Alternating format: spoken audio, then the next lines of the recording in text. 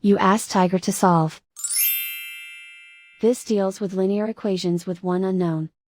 The final result is d equals 3 over 2. Let's solve it step by step.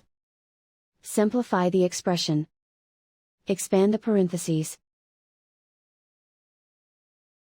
Simplify the arithmetic.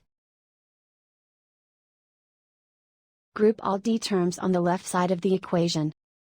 Add 2d to both sides. Group like terms. Simplify the arithmetic.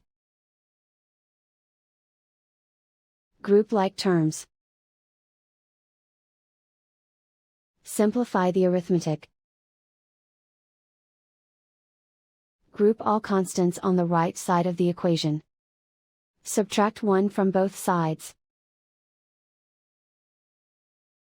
Simplify the arithmetic.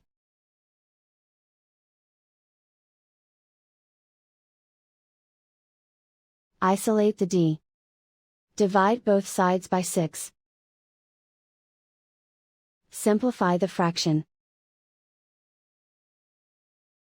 Find the greatest common factor of the numerator and denominator. Factor out and cancel the greatest common factor. And so the final result is d equals 3 over 2.